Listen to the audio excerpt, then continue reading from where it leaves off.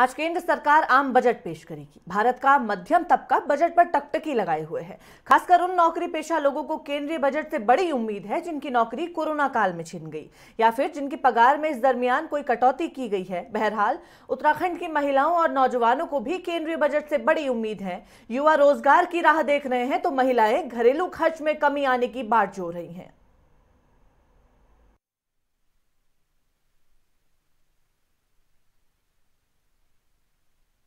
महिला हूँ इसलिए अपनी गृहस्थी की ही बात करूँगी। एक तो गैस सिलेंडर के लिए मैं ज़रूर कहूँगी कि वो उस पर नियंत्रण होना चाहिए। पेट्रोल के जो दाम है वो जैसे बढ़ गए हैं एकदम से ही, उससे क्या है कि कोई भी ट्रांसपोर्टेशन, अगर हम लोग पेट्रोल महंगा होगा, डीजल महंगा होगा तो हर चीज़ महंगी होती चली जाएगी। तो उस पर थोड़ा नियंत्रण होना चाहिए। और जो घरेलू सामान, जैसे जनरली घरेलू सामान मैं कहूँगी, हाँ, राशन वगैरह ख़ास तौर पे दालें जैसे एकदम से रेट उनके ज़्यादा हो गए हैं तो उस पर भी थोड़ा नियंत्रण होना चाहिए। और एक मैं संदेश भी देना चाहूँगी कि जैसे देखिए, सरकार से बजट की बहुत सारी उम्मीदें हमारी जो आम महिलाएं हैं वो रखती हैं। बजट में जैसे जिस तरह से आजकल पेट्रोल का दाम बढ़ रहा है, पेट्रोल महंगा होगा तो हर सामान महंगा होगा। तो महिलाएं यही उम्मीद करती हैं जो बजट ऐसा हो जो महिलाओं के हित में हो। महिलाएं अपने किचन से शुरू होती है, महिलाओं के घर के काम, रसोई गैस महंगा होता जा रहा है। जो आजकल सोना इतना महंगा हो गया है तो सरकार को इस बारे में भी सोचना चाहिए जो इसका रेट कम हो, क्योंकि आम महिलाएं के लेने की कोई उम्मीद ही नहीं है इतनी महंगाई। देखिए, मेरा कहना ये है कि ये तो जाहिर सी बात है कि सभी देशों में ये बात हुई है कि जो जो जिस जिस देश में सबसे ज़्यादा युवा होगा वही देश सबसे शक्तिशाली बनेगा।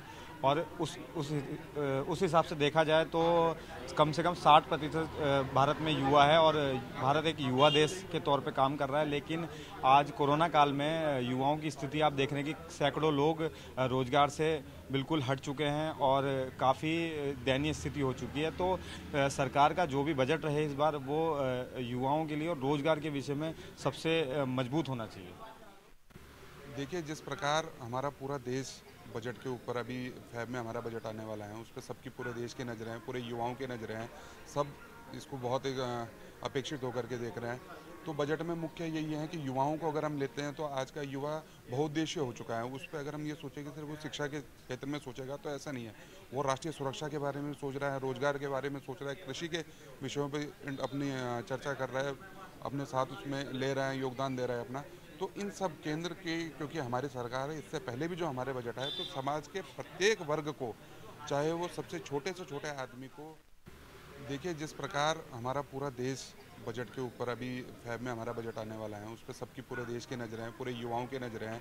सब इसको बहुत एक अपेक्षित होकर के देख रहे हैं। तो बजट में मुख्य यही है कि युवाओं को अगर हम लेते हैं तो आज का युवा बहुउद्देशीय हो चुका है। उस पर अगर हम ये सोचें कि सिर्फ वो शिक्षा के क्षेत्र में सोचेगा तो ऐसा नहीं है। वो राष्ट्रीय सुरक्षा के बारे में सोच रहा है, रोजगार के बारे में सोच रहा है, कृषि के विषयों पर अपनी चर्चा कर रहा है, अपने साथ उसमें ले रहे हैं, योगदान दे रहा है अपना।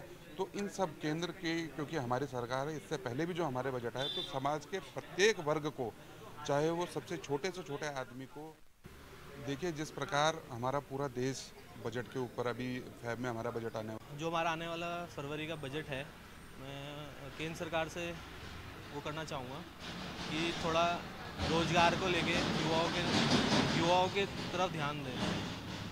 जो रोज़गार उन्होंने निकाले हैं थोड़ा उस पर ध्यान दें जिससे वो रोज़गार युवाओं तक आराम से पहुँचे।